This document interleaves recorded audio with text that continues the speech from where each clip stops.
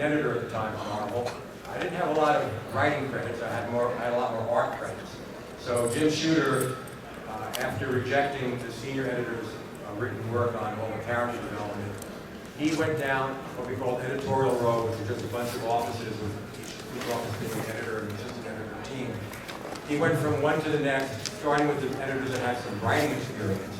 I believe probably the first person he spoke to was Larry Hama, who had already developed G.I. Joe for Hasbro and Marvel Comics. And anyway, one by one, all the editors who had writing experience rejected the idea of spending their weekend before Thanksgiving coming up with 26 character profiles and new names for all these toys that meant nothing to them at the time. So eventually it came to me. I was about maybe the fourth or fifth choice after all these other people turned them down. And I said, sure, I'm not doing anything this weekend, I'll do it.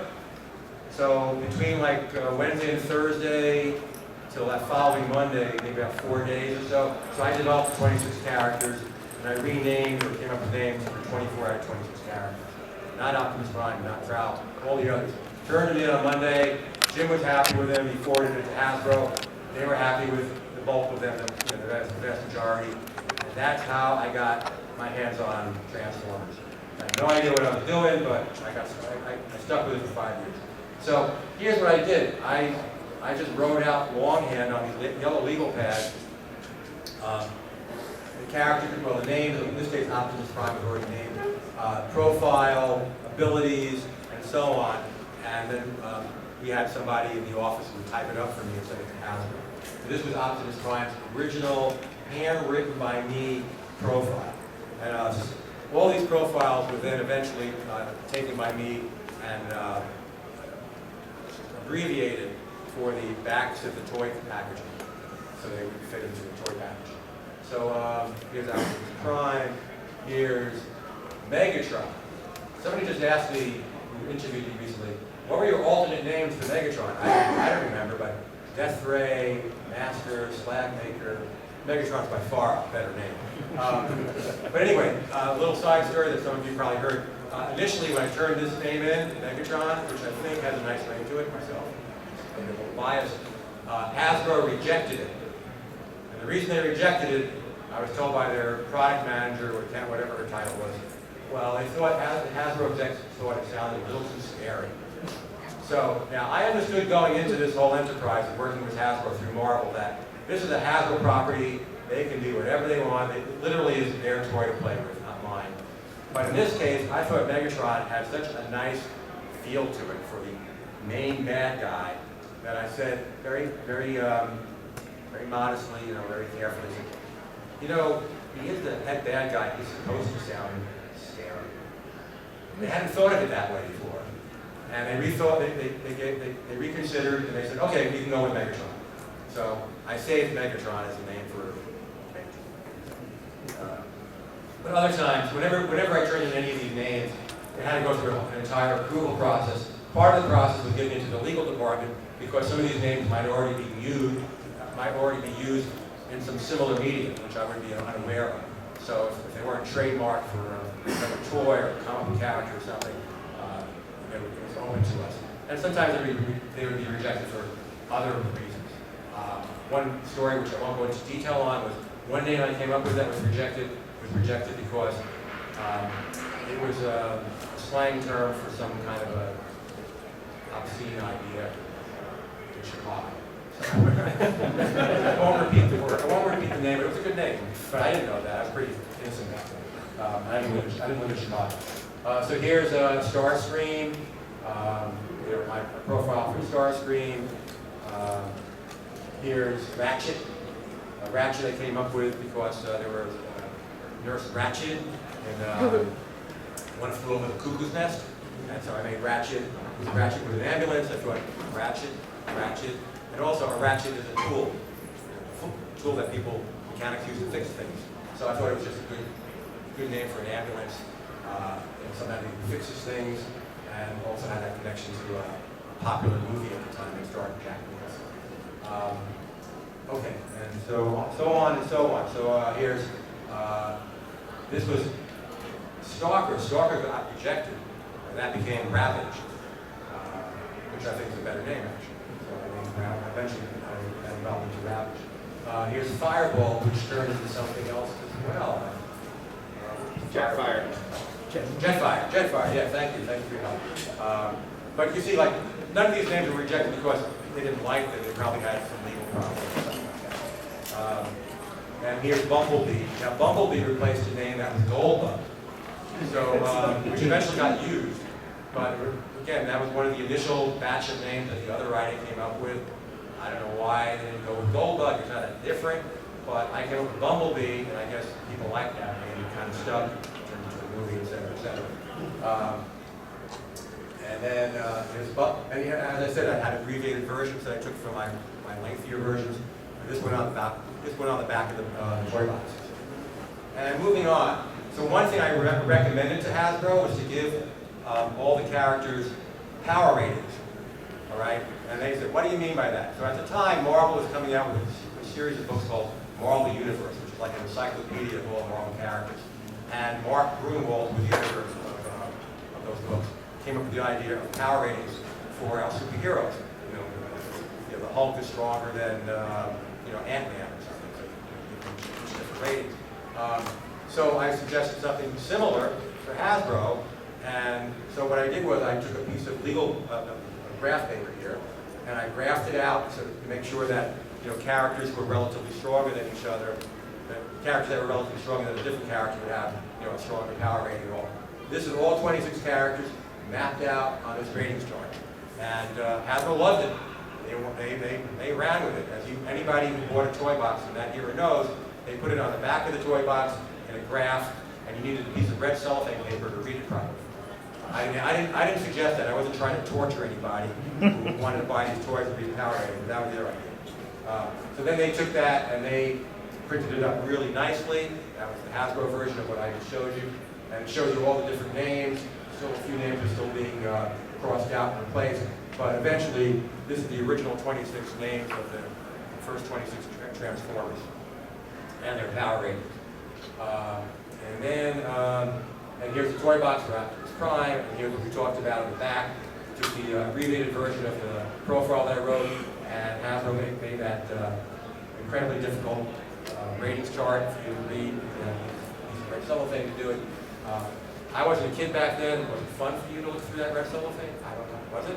Did you like that? Oh yeah, really. Hasbro knew what they were doing. Hasbro, they're geniuses. They were terrific. All right. So anyway, once it became apparent that Transformers was a success for all sorts of reasons, for the toy, animation, comic book, Hasbro decided to come out with more Transformers. So here's the 1985 product listing that they sent me. And they were sent, by this point, initially, they had all the Japanese toys that the Transformers were initially based on. So I was given those products to look at to be able to come up with all the names, all the characteristics. But then, that got, we finished up with the Japanese toys basically after a year or two. And Hasbro started designing their own toys. They would give you lists of names, not names, just what the characters are, what the toys are. A laser gun, a super jet, or whatever. And then eventually these moved into model sheets. So they showed me the different transformations that each one of these characters could do, each one of these toys could do. So this is, you can see this is all the same character. I named him Norlator. I think that name stuck. I can't swear. Probably. It did. Thank you. That's why Simon's here. I'll verify whatever I'm saying, having a modicum of truth to it. And here's Snakeskin. Again, another model sheet, and parts of Snakeskin are what it turned into. Anyway, this all went into the development of all these characters. I wound up naming, over the 5 years that I worked on Transformers, about 250 of these guys. So if you collected those toys or watched the animation or the comic books, most of the characters that you saw in there were characters that I wound up naming. It had nothing to do with the movie, the 1986 movie. It had nothing to do with that. I was Sunbow or whoever worked in the movie, but everything else that came along during that period, almost everything else, wound up on my desk as they give me those sheets of new toys coming up and model sheets, and now go to work. So, and then Marvel, sometime in the spring of '84, like I said, I started this in '83. Comic book came out. So initially, I was the editor of the comic book, edition #1. And with issue number 5, I took over as the writer, no longer the editor. And this is a typical Marvel plot that I wrote.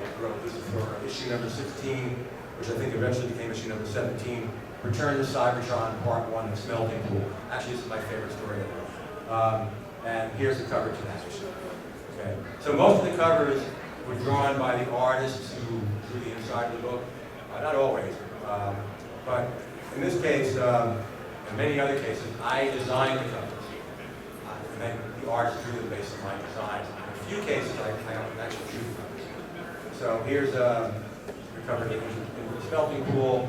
Here's another beginning of the plot, Decepticon graffiti. And I started realizing, like, the artist had so much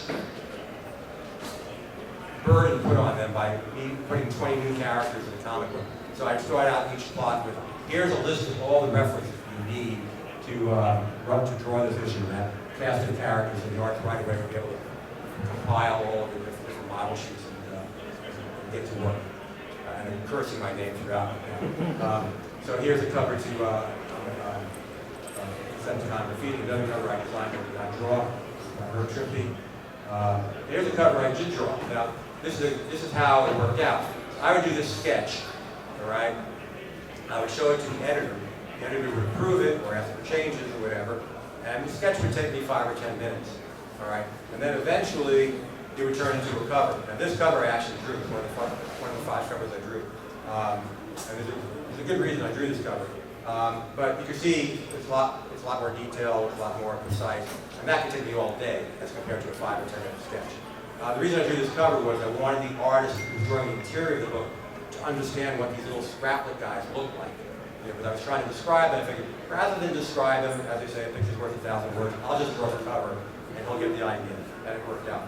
Okay, so here's another cover where I did the sketch, and then Frank Springer drew the cover based on my sketch. So you can see the artist typically was able to follow my idea fairly well. And here's yet another cover sketch, and yet another cover that, another cover that I myself drew. And another cover sketch, and another cover that I drew. A lot of these covers I drew, a lot of these comics I wrote, because I was visiting places on vacation. If I included those vacation spots in the comic book, my vacation became tax deductible. And I learned that from former Senator Al Franken when he was on Saturday Night Live back in the 90s. He did a skit about that. In any case, a lot of my biographies that I showed you earlier were collected in the Transformers Universe books. I understand this is a pretty pricey book nowadays.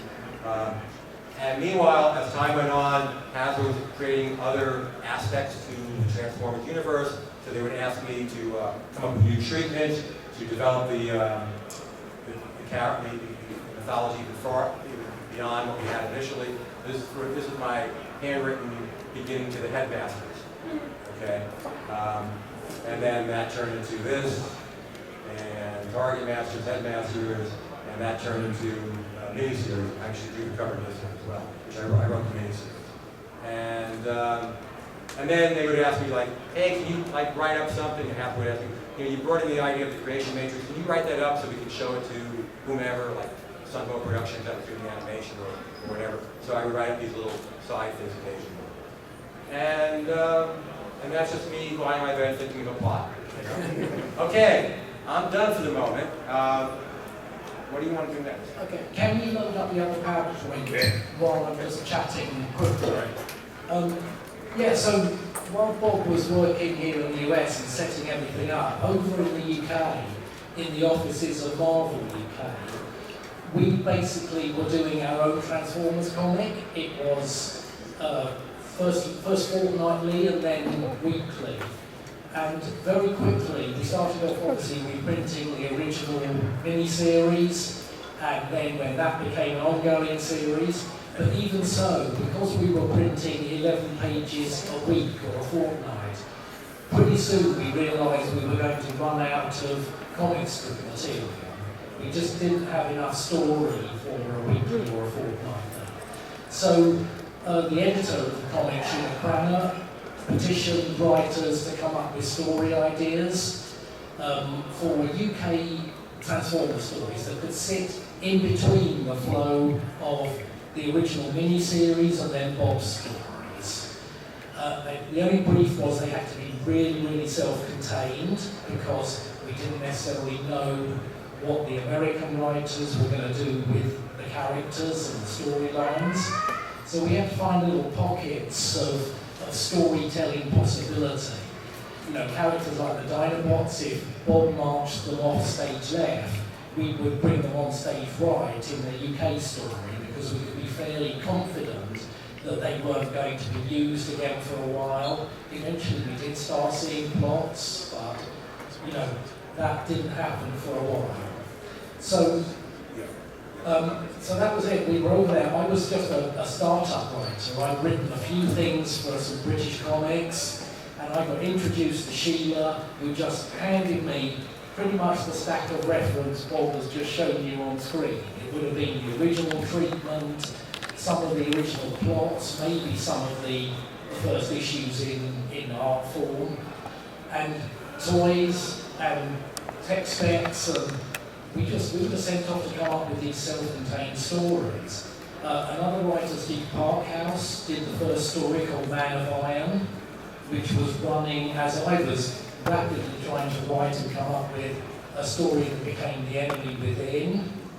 And then pretty much from there, I think just because I could turn this stuff around faster than any other writer, I became the go-to writer on Transformers UK. There were other writers, James Hill and Mike Collins, but largely, very quickly, it became me, and then I was also assistant editor on the title, so, you know, rather incestuously, you know, I wasn't giving myself work, but I was just there for the editor to go, we need another story now. And then the animated movie came out in 1986, and suddenly opened up a whole world of possibilities for us, because we found out either from Bob or from the Transformers office that apart from an adaptation of the movie, they weren't touching these characters. So all the new characters like Ultra Magnus, we suddenly had carte blanche to tell stories about them.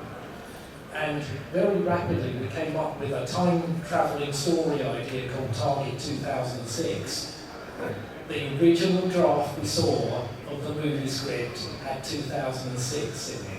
Then of course we see the movie and it starts off with, it is the year 2005, which is, damn. But anyway, Target 2006 was a time-travelling story with Galvatron, Ultra Magnus, and all these characters we suddenly had free reign to use. And suddenly we had two eras to play with, the here and now and the future. So the UK comic just sort of galloped off on its own way a little bit.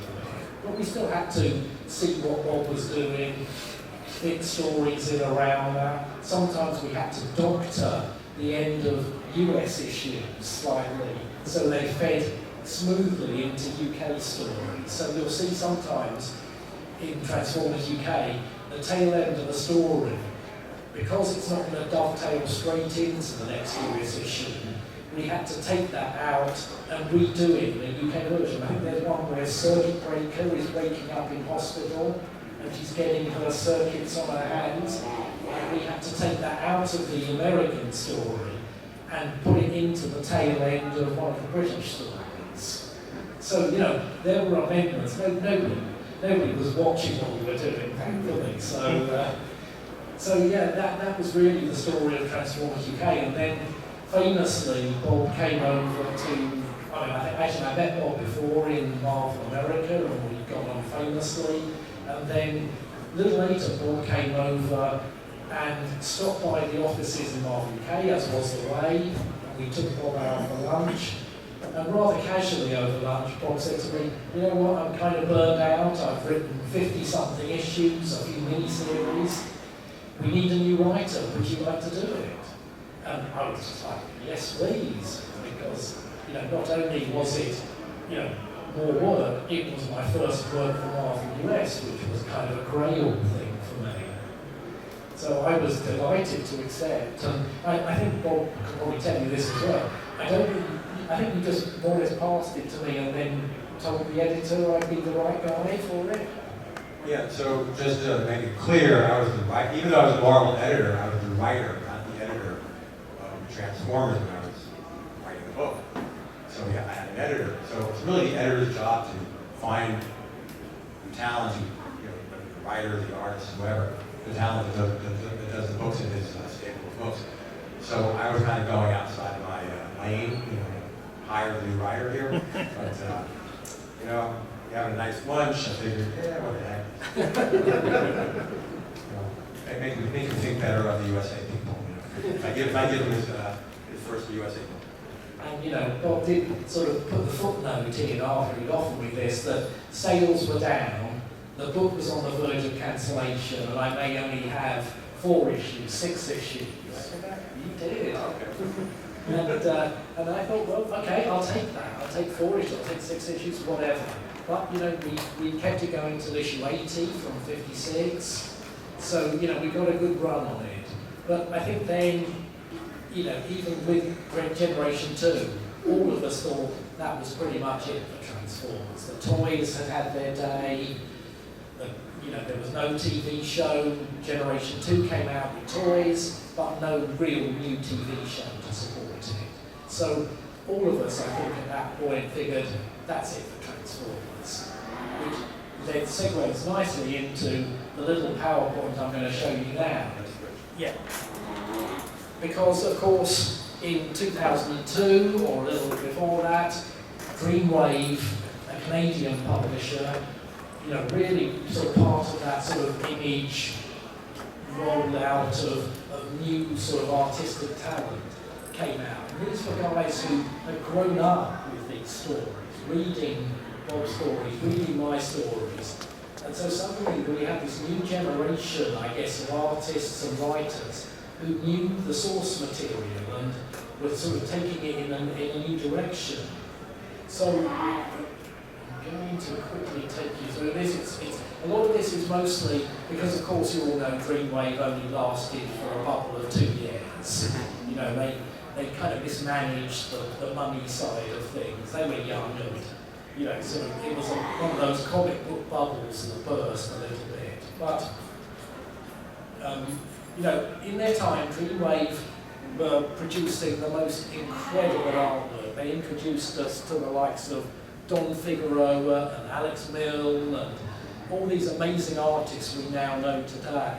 But these were artists who, unlike, I guess, a lot of the artists back in the day, were willing to put a ton of detail into these characters. So all of a sudden we had a kind of a real new look to Transformers that, was almost kind of, the way the image feeling was going at the time of making art almost as important, more important than the story. But yes, Dreamwave, sadly, just sort of lasted a bubble of 2 years. I got to do various things for them, The War Within and Armada, and I started also writing their Beast Wars comic, that pretty much was on their verge of them going under. So I'm just going to take you through some of the art from that time. This is the cover, the original cover to Beast Wars issue 1, Don Figueroa's artwork for that. The original Beast Wars, before it became an IDW series, was much more connected to the 3rd season of the animated show. So a lot of the characters were straight out of, it was pretty much the tail end of that series, and then we suddenly kind of put it back to Earth, conveniently. So that's Don's cover. That's the original first page with Magmatron and the crashed Nemesis. And as you can see, we had all the cast, Rat Trap and Optimus Primal, or Optimal Optimus. We did a little recap of the show. And Dreamwave had published a one-off story in a summer special that we also wanted to incorporate into that, so it didn't just drift on its own. So that's why Rat Trap's having a kind of strange dream sequence. As you can see, we have Megatron sort of attached to the shuttlecraft and gradually breaking free. And Don's artwork, Don, I think, was just one of the strongest artists to come out of the Dreamwave era, and wow, the detail he put into these things used to stagger me. You flip through a few more of those. That's the final page of issue 1, so we've got to bring Megatron out as in his dragon form. That is the cover to issue 2. With Megatron, we went back to the trial of Megatron on Cybertron. And these, I'm just going to flip through these, but these are some of Alex Milne's Energon pages and covers that never saw print. We had the issue 31 of Energon came so close to coming out. It was printed, I'm pretty sure, and then probably pulped at some point, unless they ever existed. But the actual issue was complete, and it's very sad that we didn't get that out. That's one of the covers that never saw print for issue 32. That's a page from issue 32. And very quickly, these are some of the War Within pages. Age of Wrath finished with issue 3, and that's the splash page. Again, very close to coming out. It was all coloured, lettered. Again, these are just some of flipping through. Marcello Marter came in and helped out with the art on this issue. This was the big quintessence reveal from the issue. And we had these 2 characters that they created, which I'll show you the sketches for, Critical Mass and Atomic Pile. Yeah, which were going to be the sort of the clone creations of Shockwave that the dead Grimlock ends up in as a spark. Then we get to IDW. Now, I was also very lucky to be involved by Chris Ryle, the editor-in-chief, in creating what became known as the IDW verse of Transformers. We floated a few ideas. Originally I suggested, strangely, what almost ended up being the end of the IDW verse, a kind of Crisis on Infinite Cybertrons, that we were going to take all these different realities and create a new reality, one sort of prime Cybertron at the end of it. That didn't happen. We thought it might be too difficult for new readers. So instead we came up with Infiltration, which was a much more back to basics, almost like Marvel's Ultimate line. That was where we took our sort of template from, that way of taking Spider-Man back to a simpler but more modern context. We also redid the old modes a little bit to make them contemporaneous to the time, so Megatron became a P99 Morpher instead of the original P38, I think it is, am I right? So yeah, just generally, there was a kind of move to make the Transformers more, the whole gist of Infiltration was that they were there on Earth. They weren't suddenly waking up and turning into plate. They'd been there for a while, in secret, undercover. It was all very conspiracy theory later. And so, it made sense to make them fit the era. This is our human character, Verity.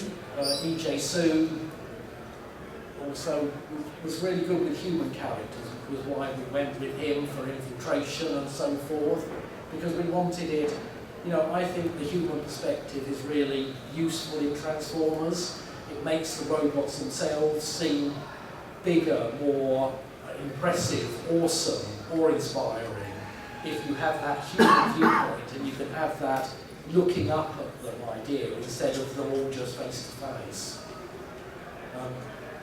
That's just an Andrew Wildman cover, pencils for issue 1. These are some of Don's designs for Stormbringer.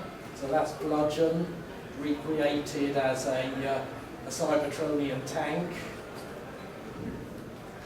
Thunderwing, with various alt modes, you just had to say to Don, we need Thunderwing, and he'd come up with all the alt modes and everything else. He really was an incredible artist.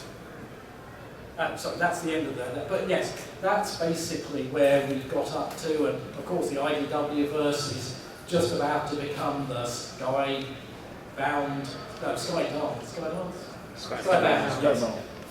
It's so different, there's too many things with Sky at the moment.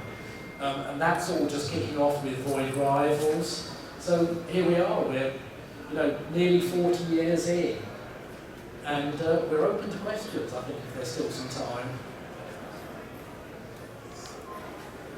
We answered all the questions. There's a hand at the back there. I just wanted to ask, you created the records, right? Yeah. What were your thoughts on them when they went dark with it and NASCARs? Well, I'm always happy. I mean, however they turn up in other Transformers media, and I'm sure Bob's the same, that you get a swell of pride when a character that you help create or embellish or give depth to turns up in something else. The Wreckers were just, as always, we just took a lot of characters that Bob wasn't using and stuck them together into a commando team.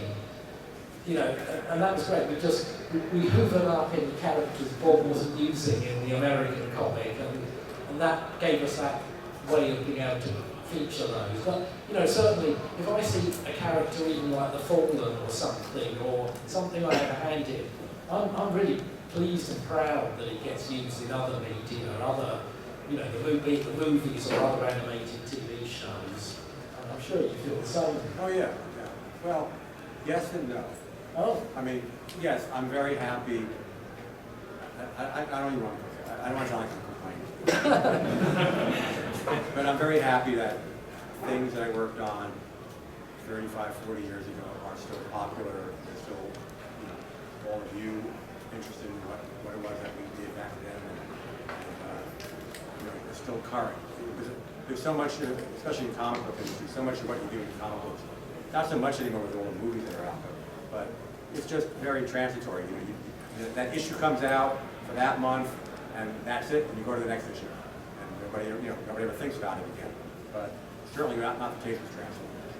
I mean, where I do feel sometimes we should get a little bit of, I don't know, just accreditation. That's where I was going to go, and I held myself back. Yeah. Is when they produce a toy based on a comic character. That's when I do feel it's like, well, come on, this is something we dropped into a comic, and you have now, either made a toy of it that has just that name, or sometimes it's literally that character, like Giaxus recently.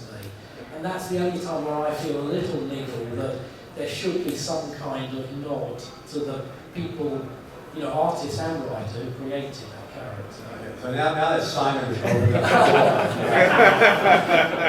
so there was a little movie that came out a couple of years ago called Bumblebee. I named Bumblebee. They never talked to me, I never got credit, any kind of acknowledgement. So that's where I was trying to not go, but Simon started. Other questions? Can somebody do the Yes. picking of I got hands and handing of what? So at this point, yeah, I'm gonna, we got time for maybe 3 more questions. They gotta be real quick. We could try to get it out. Yeah, we can stretch here. Stretch it. Yeah. Okay, we'll see what happens. Okay. So we're gonna do that too. Go for it.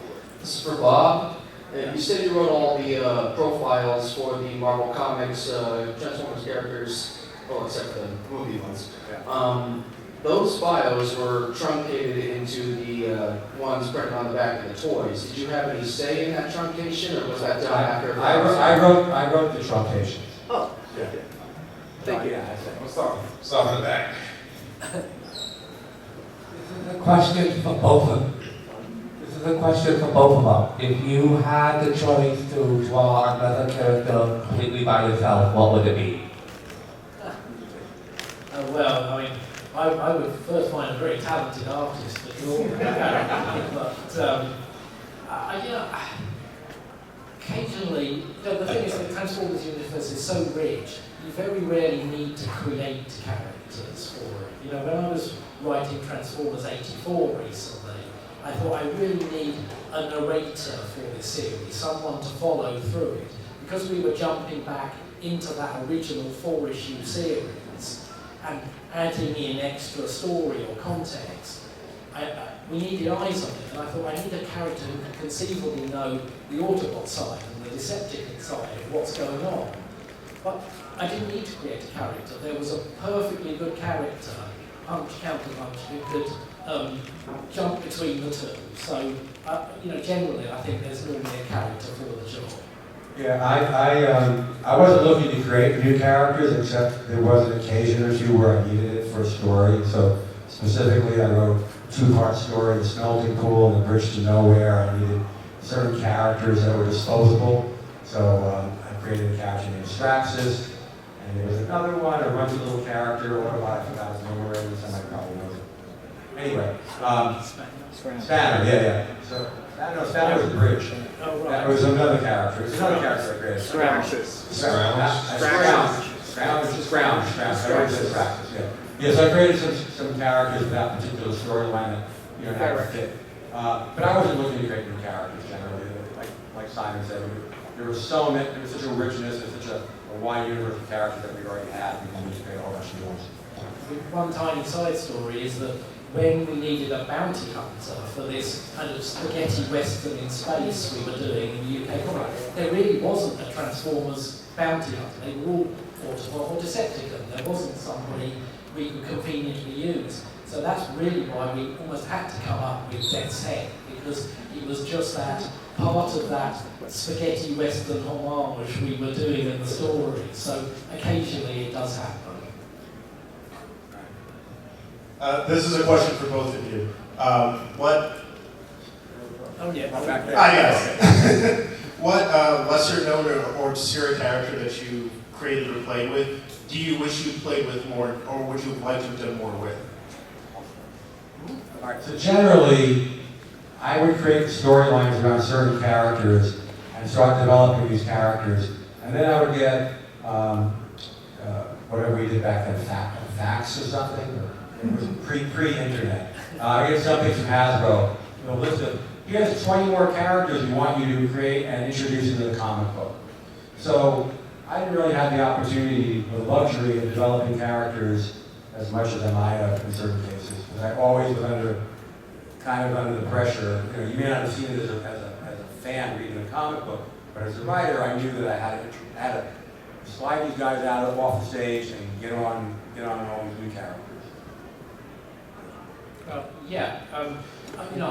Bob's sort of bios and text specs were so, in depth that what I looked for ultimately as the brand were all the ones that hadn't got that depth, so you could take a little bit of dramatic license with them a little bit more. So characters like Bludgeon, I would take something like, great, he's got this martial art called Metallic Arto, and then I'd run with it into something else. So I did start to look for the characters with the sketchier text specs as we went along that you could just add layers to.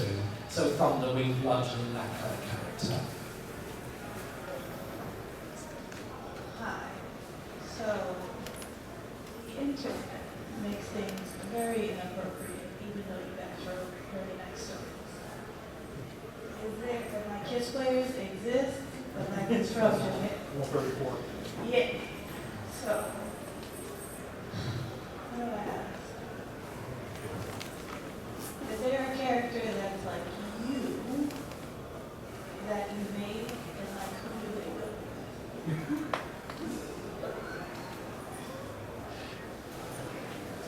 No. What was just the last bit of that? Like if they have a partner, not like they have to be in a relationship, but like who's their number two? Yeah, there's IDW, the sort of later IDW did a lot more of the sort of relationships between Transformers. I think Bob and I come from a slightly simpler era where, these were comrades in arms and we didn't bother over much with that. Even though, I guess when I was writing a comic, the characters were commonly referred to as he, I tried initially, when I did the initial 26 characters, I tried to introduce a couple of female characters. Hasbro said, no, these are boys' toys. No females. And 2 years later, they introduced RC in the movie. But so basically, it wasn't even an option. I wasn't thinking in terms of any kind of relationships. other than their comrades in arms. Because of the sprawling cast, I'm just curious from a storytelling perspective, do you start more often with a plot and find someone that would fit the plot, or do you say, no, I haven't done anything with Wind Charger in a while, can you tell something about him? I mean, certainly the way I started writing Transformers was very much like, here's the characters, what's the perfect fish out of water situation for this character?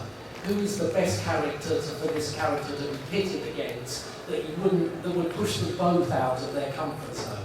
And I think that hasn't changed in almost all my writing. I tend to start with character. You might have a grand story idea, but I still look for character above all else when I write. I'm similar. I would very often have an overarching plot and look for the characters that would fit the bill. But then there were other times, like I said, Hasbro would say, you want you to introduce Fortress Maximus. I'd have to come up with a story around that specific character. Time for one more question. This question is for both of you. When you wrote and created the characters, were you given an image, like were you shown what, say, Gears looked like before you named Gears? And then Simon, would you have to create dialogue for him? Like, I'm curious how that creative process went for both of you. Well, I kind of went over some of this in the PowerPoint, which is initially Hasbro gave us the toys because they were just adapting Japanese toys that already existed. And then as time went on, they gave us model sheets. So I had plenty of reference, sufficient enough reference for me to create characters. As far as the dialogue, I mean, it was up to the writers, Simon and myself, to put words in their mouth, right? Yeah, absolutely. Hasbro didn't tell us, oh, this guy has to talk like this, and this guy has to talk like that. We would write it. I mean, I still can't not be influenced by some of the cartoon series voices. If I write Starscream dialogue, I tend to hear the actor doing Starscream when I do it. But I mean, I think generally, one little story that maybe we can finish with is that we originally didn't have those wonderful model sheets in the UK. We got a lot of stuff, but we didn't get those lovely character turnarounds or model sheets. So all we had as reference were the toys and the pack art. So up to a point, the UK stories are all based, the art is all based on the toys, and you can literally see the transition between issues 78 and 79, where we suddenly got all the character turnarounds and model sheets, and the artists were just breathing a sigh of relief, because obviously the characters were refined and simplified from the toys. Okay, give it up for Simon and Bob. We will also have a panel tomorrow at 11 a.m. So make sure you come back for that one too. In the meantime, got a raffle that we got to do real quick. And then this one, I'm going to do two. So what we do is you guys pick a ticket and read out the number, and I'm going to let each of you get one ticket. And then the winner will come up and select which one they want. So these are the Transformers Rise of the Beast model kits by YOLO Park. We have Optimus Primal, Optimus Prime, and Bumblebee. So you choose. All right. So you just select one and read the number. All right. Here it is. Number 589053. So close. All right. All right. Come on up.